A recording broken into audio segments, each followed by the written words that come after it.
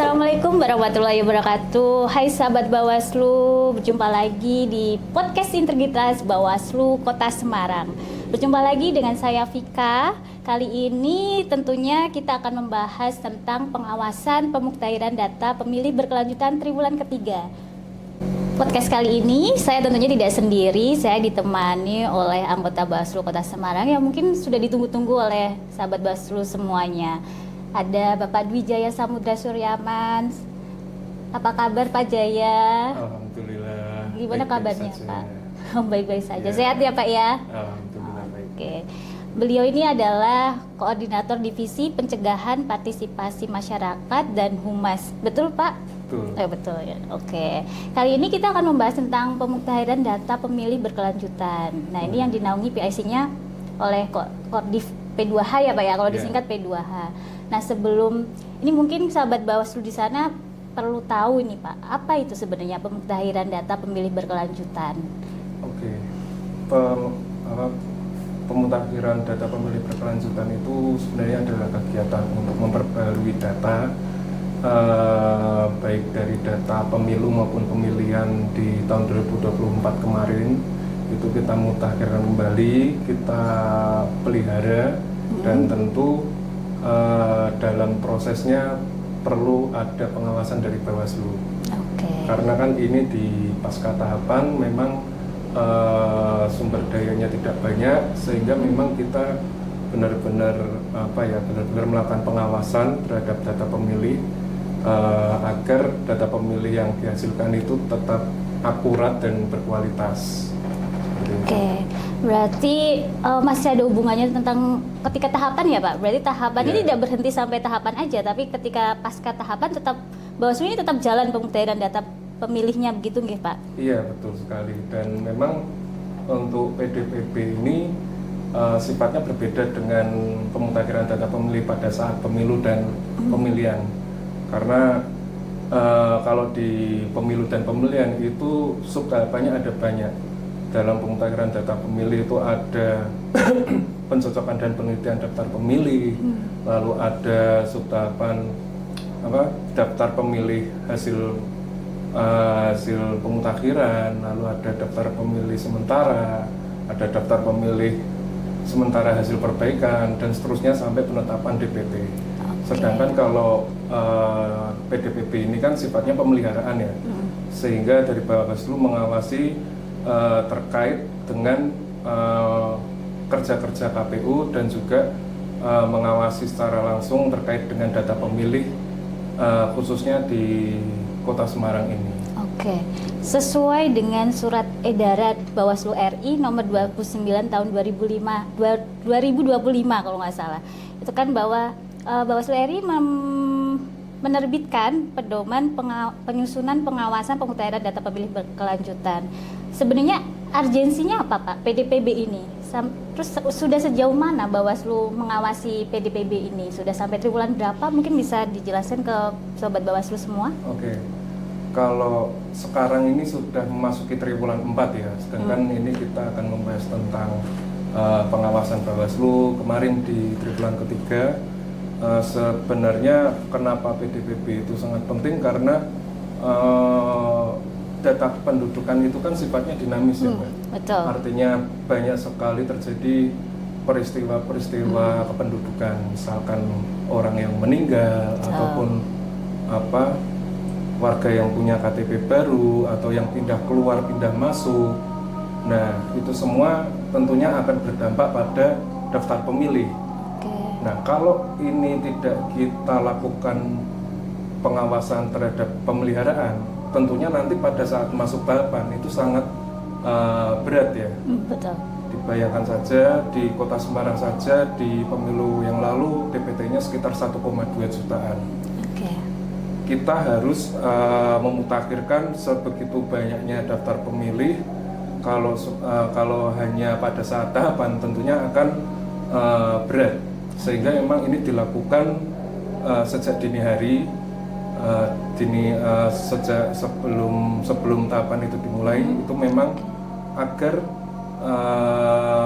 data itu selalu mutakhir. Itu yang pertama. Yang kedua, tentunya data pemilih itu sangat sangat erat kaitannya dengan anggaran nantinya, anggaran terkait pelaksanaan dari KPU itu sendiri. Artinya kalau data pemilih kita tidak berkualitas, artinya ada data-data yang sebenarnya misalkan data dia orang yang meninggal tapi masih tercantum dalam DPT. Nah itu dia kan masih masuk dalam daftar, otomatis nanti berpengaruh terhadap pengadaan logistiknya. Kan seperti itu. Kalau pengadaan logistiknya tidak efisien, tentunya anggarannya akan membengkak. Kayak gitu. Jadi anggaran itu dalam tanda kutip ya terbuang sia-sia. Karena ada pemilih yang dia itu sebenarnya sudah meninggal tapi masih masuk kayak gitu. Tapi mau tidak mau karena pelaksanaan pemilu itu mereka tetap harus masuk dan dihitung sebagai pemilih kan kayak gitu. Nah, itu yang kita mau coba kita kita optimalkan. Artinya harapannya di pemilu ke depan itu data pemilih itu lebih akurat dan lebih berkualitas, sehingga dari segi penyelenggaraan pun tidak terlalu membebani anggaran negara kan seperti itu. Itu menurut saya terkait dengan pentingnya PDPB selain salah satu tugas dari Bawaslu untuk menjaga hak pilih dari masyarakat, khususnya Bawaslu Kota Semarang yang di Kota Semarang itu sendiri. Berarti untuk data pemilih ini kan sifatnya dinamis ya Pak, artinya bergerak terus. Nah artinya berarti penduduk yang meninggal dunia, terus kemudian ada alih status TNI Polri, kemudian ada pemilih baru, ini terus dimuktahirkan seperti itu Pak. Jadi tidak berhenti walaupun bukan masa tahapan pemilu atau pemilihan. Iya, kalau di tingkat kabupaten kota rekapitulasinya itu setiap 3 bulan sekali. Oke, 3 bulan sekali. Lalu nanti di tingkat provinsi dan RI itu 6 bulan sekali. Gitu. Jadi nanti ada beberapa tahapan yang harus dilalui. Dan dalam pemutahiran daftar pemilih berkelanjutan ini juga KPU harus melaksanakan empat macam kegiatan. Nah, yang pertama itu terkait dengan pengolahan data, yang kedua itu terkait dengan koordinasi, yang ketiga terkait pemutakhiran, dan yang keempat itu sendiri yaitu melaksanakan rekapitulasi. Nah, empat kegiatan ini yang harus kami pastikan dari Bawaslu Kota Semarang agar KPU benar-benar menjalankan sesuai dengan ketentuan. Kayak gitu, jangan sampai ada yang terlewatkan. Berarti untuk rekapitulasinya dilakukan secara berjenjang dari kabupaten kota, kemudian provinsi, kemudian nanti RI setiap 6 bulan sekali, gitu ya Pak. Oke. Sejauh ini kan sudah sampai di triwulan keempat saat ini. Nah, apa saja yang sudah dilakukan Bawaslu Kota Semarang sampai dengan PDPB triwulan ketiga kemarin, Pak? Mungkin sahabat Bawaslu ingin tahu seperti apa proses kerjanya Bawaslu Kota Semarang ini dalam mengawasi. Oke, yang pertama kita tentu melakukan pengawasan langsung terhadap KPU ya, baik itu dalam proses pengolahan data maupun pada saat rekapitulasi. Kita harus memastikan KPU itu menjalankan sesuai dengan ketentuan. Lalu terkait dengan data pemilih, Bawaslu juga melakukan pengawasan data pemilih. Caranya kita melakukan koordinasi ke lembaga-lembaga terkait. Kita mencari data, mengumpulkan data, lalu kita melakukan uji petik atas data tersebut. Kita lakukan sampling. Dan selain itu kita juga koordinasi terhadap lembaga-lembaga lain yang terkait ya, tadi yang sudah saya sampaikan. Artinya untuk memastikan bahwasanya yang ada di lembaga mereka itu sudah sesuai dengan ketentuan ya. Artinya jika ada yang meninggal nanti kita dorong untuk melaporkan ke Bawaslu. Kalau misalkan ada yang belum terdaftar nanti kita juga bantu untuk mengadvokasi seperti itu. Oke, berarti ada pola koordinasi yang dibangun, bukan hanya dari segi KPU saja ya Pak, ada stakeholder kait.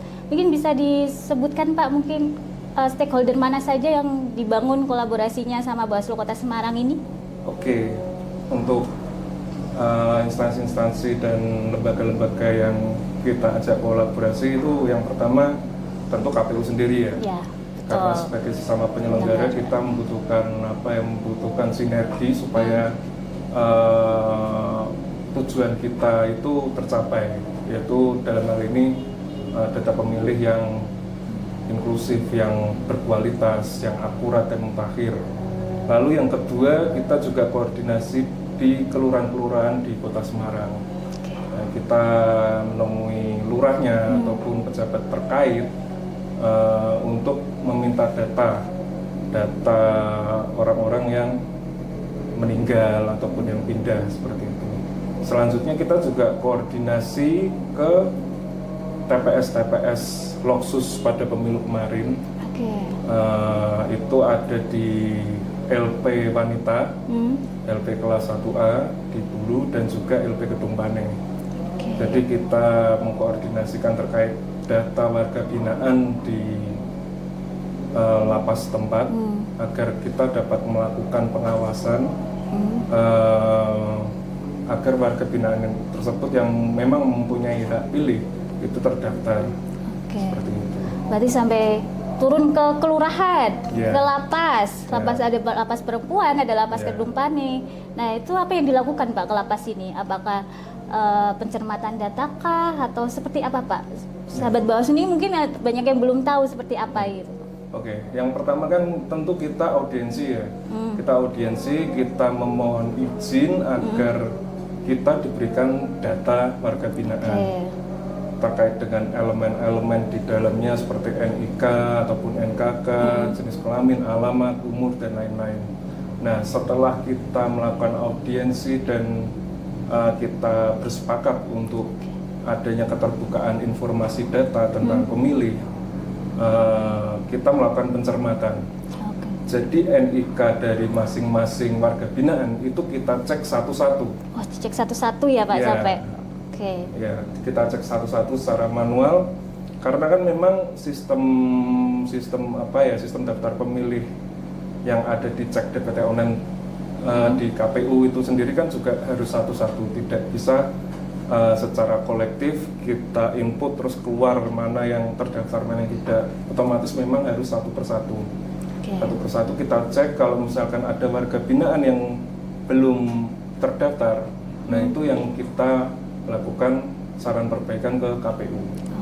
Berarti Bawaslu Kota Semarang mengirimkan setiap triwulan ini mengirimkan saran perbaikan kepada KPU Kota Semarang atas hasil pengawasan dari Bawaslu Kota Semarang itu sendiri, Pak. Terkait dengan saran perbaikan, berarti ada capaian yang dicapai oleh Bawaslu Kota Semarang pada masing-masing triwulan. Nah, karena ini sudah menginjak ke triwulan keempat. Nah, apa capaian Bawaslu Kota Semarang di triwulan ketiga, Pak? Kan sudah dilakukan rekapitulasi nih, kebetulan di tanggal 2 Oktober 2025 kemarin ya, Pak? Bawaslu Kota Semarang sendiri melakukan memberikan 2 kali saran perbaikan kepada KPU Kota Semarang ya, Pak? Iya. Yang pertama itu di tanggal 26 Agustus kita memberikan saran perbaikan terhadap 78 data pemilih di TPS reguler. Sedangkan di 22 September tahun 2025 itu kita memberikan saran perbaikan sebanyak 10 data pemilih di TPS lokasi khusus, itu yang ada di lapas-lapas di Kota Semarang, sehingga totalnya ada 88 saran perbaikan yang kita sampaikan ke KPU Kota Semarang atas hasil pengawasan dan uji petik dari Bawaslu Kota Semarang. Nah, dari 88 hasil pengawasan dan uji petik dari Bawaslu Kota Semarang itu sendiri, sebanyak 76 itu ditindaklanjuti. Sedangkan 4 lainnya itu belum dapat ditindaklanjuti oleh KPU Kota Semarang karena memang ada NIK yang salah dan juga ada warga binaan yang sudah keluar. Nah, untuk detailnya sendiri, dari 88 data saran perbaikan yang sudah kita sampaikan ke KPU Kota Semarang, sebanyak 78 data itu tidak memenuhi syarat. TMS. TMS siapa, Pak?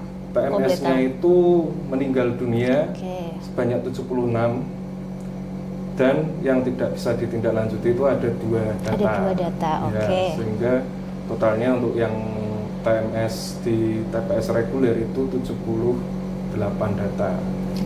Dan di TPS lokasi khusus itu kita menemukan ada 8 data pemilih yang dia itu belum terdaftar di DPT.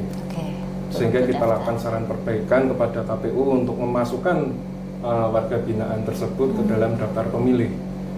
Dan hasilnya ada 8 data dan 2 data itu tidak bisa ditindaklanjuti karena warga binaannya sudah keluar dan ada NIK yang salah seperti itu, sehingga totalnya ada 10 data pemilih yang kita berikan saran perbaikan ke KPU di TPS lokasi khusus, sehingga tadi totalnya sejumlah 88. Oke, berarti ada 88 data Ya. yang sudah disampaikan kepada KPU Kota Semarang, Ya. yang 4 belum ditindaklanjuti. Ya. Apakah 4 ini akan ditindaklanjuti di kemudian hari, Pak? Iya, nanti kita coba akan urai kembali dan kita cek kembali terkait 4 data yang belum ditindaklanjuti oleh KPU Kota Semarang ini. Nanti ketika memang ada NIK-nya yang salah, nanti akan kita perbarui. Oke. Karena kan terkadang data itu kan miss ya antara yang di lapangan dengan yang ada di dalam sistem gitu. Nah, Oke, kita nanti siap. akan coba pastikan seperti apa, termasuk warga binaan nanti yang ada yang sudah keluar dari lapas. Nah, itu nanti kita coba cek kembali. Oke, artinya Bawaslu Kota Semarang akan terus mengawasi gitu Iya. nggih, Pak nggih. Oke, tadi disebutkan uji petik kan sesuai dengan surat instruksi Bawaslu Provinsi Jawa Tengah nomor 6. Ini kan ada poin uji petik. Bawaslu Kabupaten Kota harus melakukan uji petik pada pengawasan PDPB. Nah, sebenarnya uji petik itu sendiri apa, Pak? Ya, kalau uji petik itu sendiri kita kan melakukan sampling ya. Kalau Oke. kita melihat dari SE-nya, memang tidak semua data itu kita lakukan uji petik, tapi kita sampling kayak gitu. Jadi kita sampling terkait data pemilih yang menurut kami itu rawan. Oke. Rawan misalkan orang-orang yang ada di pinggiran, orang-orang yang ada di panti atau apa, nah, itu kan sangat rawan, ataupun kaum-kaum marginal itu kan rawan sekali. Termasuk yang ini yang di lapas itu kan sebenarnya juga rawan, dan itu juga terbukti bahwa ada beberapa data pemilih itu yang belum masuk. Oh, ada yang Kan belum seperti masuk. itu, iya. Bukan belum masuk di daftar di TPS Loksusnya ya, Iya. tapi bahkan di DPT online pun dia belum masuk, Oh, berarti belum tercantum belum gitu ya, Pak, tercantum di kayak DPT. gitu. Oke. Tentunya itu kan hal yang sangat rawan, sehingga memang itu menjadi salah satu fokus kami untuk melakukan sampling di uji petik di pengawasan PDPB. Oke, berarti banyak ya Pak yang dilakukan Iya. Bawaslu ini. Terkait dengan Bawaslu ini kan tidak hanya melakukan pencermatan data, tapi juga uji petik ke lapangan ini Pak. Iya. Pasti tentunya banyak kendala yang ditemui, baik secara data maupun secara di lapangan sendiri. Nih, Iya. bisa diceritakan nggak Pak ke sahabat Bawaslu semuanya, Iya. apa saja sih kendalanya gitu ketika di lapangan mungkin? Iya, kendalanya itu ada banyak ya, beberapa diantaranya. Yang pertama itu biasanya kita susah untuk menemui yang bersangkutan, kayak gitu. Yang kedua, ada yang bersangkutan itu pun terkadang dia ketakutan Iya. karena ya, terkait dengan data ya mereka sangat berhati-hati, apalagi di Kota Semarang cenderung mereka itu terkait dengan data itu sangat aware gitu, Iya. sangat peduli, sehingga memang kita harus memberikan pemahaman dan kita juga harus koordinasi juga ke RT RW kayak gitu Mbak. Itu untuk uji petiknya beberapa kendalanya seperti itu. Oke, berarti banyak ya Pak ya. Nggak Iya. mudah untuk melakukan pengawasan PDPB Iya, ini ya Pak mudah. ternyata. Bahkan untuk mencari lokasinya itu pun kan juga membutuhkan menghabiskan banyak waktu gitu. Oke, karena Kota Semarang ini kan kota dengan penduduk yang heterogen Iya. kebetulan. Jadi mungkin banyak sekali kendalanya di lapangan, terutama sangat-sangat aware gitu terhadap Iya. data pribadi yang sekarang kan marak terjadi pinjol. Mungkin Iya. mereka ketakutan Pak Betul. kalau Iya. disalahgunakan oleh Bawaslu ke pinjol gitu. Nah, tadi sudah membahas triwulan ketiga nih Pak. Kira-kira terobosan apa yang mau dibuat oleh Bawaslu Kota Semarang nih? Pasti kan ada langkah-langkah strategi yang berbeda oleh kabupaten kota lainnya mungkin Pak. Nah, ini apa dari Oke. Kordif P2H sendiri? Iya. Sebenarnya waktu kemarin kita juga sebenarnya sudah sempat melakukan terobosan ya, dan itu akan kita ulangi lagi karena memang salah satunya terkait dengan data saran perbaikan dari Wascam yang terhadap orang-orang yang meninggal itu masih saja terdaftar di dalam DPT. Sehingga itu akan kita ulangi kembali, kita cek lagi terkait dengan data saran perbaikan oleh pengawas tingkat kecamatan pada saat pemilu dan pemilihan kemarin. Itu kan belum semuanya. Nah itu kita akan lanjutkan, itu yang pertama. Yang kedua, tentu kita akan meningkatkan partisipasi masyarakat ya. Kita melakukan sosialisasi, edukasi terkait dengan posko aduan PDPP. Selain itu kita juga yang ketiga akan menggandeng komunitas-komunitas baru nanti. Misalkan setelah ini mungkin ada ada pendidikan pengawasan partisipatif. Nah, lulusan-lulusan ataupun alumni pendidikan pengawasan partisipatif itu nanti kita akan gandeng, kita akan coba untuk bagaimana mereka dapat membantu dalam pengawasan PDPP kaitannya dengan data pemilih, sehingga nanti lulusan alumni P2P ini ataupun pendidikan pengawasan partisipatif ini tidak hanya berhenti pada saat kegiatan pendidikan saja, tapi setelah itu mereka melakukan aksi-aksi nyata. Nah itu yang kita harapkan, partisipasi masyarakat dari komunitas-komunitas, dan kita juga punya nanti Saka Adiasta nanti ketika sudah mulai masanya, kita akan gerakan mereka untuk juga turut membantu pengawasan PDPP. Luar biasa sekali nih Bawaslu Kota Semarang menggandeng semua lini. Ada pengawas partisipatif ya Pak yang diikut sertakan dalam pengawasan. Nah ini apakah Bawaslu Kota Semarang ini kan kebetulan ada kerjasama dengan kampus, kemudian sekolah. Apakah juga akan digandeng dalam triwulan keempat ini Pak? Iya, bisa kami gandeng juga. Kemarin juga sempat waktu audiensi kita juga sampaikan terkait dengan apa yang kita lakukan pasca tahapan pemilu ataupun pemilihan ini. Dan memang kami mendorong agar dari pihak-pihak universitas maupun SMA itu dapat memberikan kami ruang untuk sosialisasi. Pada saat sosialisasi itu kita juga bisa langsung melakukan cek data, kita sampling kan juga bisa seperti itu. Dan juga kita memberikan edukasi dengan pihak universitas apabila ada jajaran atau fungsivitas akademikanya yang misalkan dia itu pindah ataupun dia meninggal misalkan, itu bisa segera dilaporkan ke Bawaslu. Intinya kita dorong terus, kita gencarkan sosialisasi dan kita edukasi masyarakat agar melaporkan adanya dinamika di data kependudukan yang meninggal maupun yang pindah keluar dan masuk.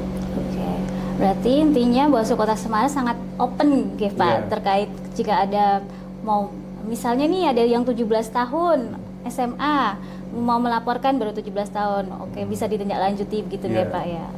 Tadi disebutkan bahwa posko aduan nih Pak. Sebenarnya apa posko aduan tersebut tersendiri Pak? Iya, posko aduan PDPP yang dibuat oleh Bawaslu itu sendiri memang itu adalah sebuah sarana untuk masyarakat bisa melaporkan jika ada data-data pemilih yang misalkan dia belum terdaftar, yang seharusnya dia memenuhi syarat, misalkan dia sudah 17 tahun, ataupun sebenarnya dia sudah menikah, tapi umurnya itu belum 17 tahun, misalkan umur 15 tahun atau 14 tahun tapi dia sudah menikah, sebenarnya dia sudah mempunyai hak pilih, sehingga yang bersangkutan itu harus masuk di dalam daftar pemilih. Nah itu bisa melaporkan melalui posko PDPP itu sendiri. Ada di sosial media Instagram di Bawaslu Kota Semarang, di situ sudah kita pin. Nanti masyarakat bisa melaporkan melalui pengumuman yang ada di Instagram tersebut. Termasuk orang-orang yang misalkan meninggal, yang mengenal keluarga ataupun kerabatnya meninggal, itu juga bisa dilaporkan.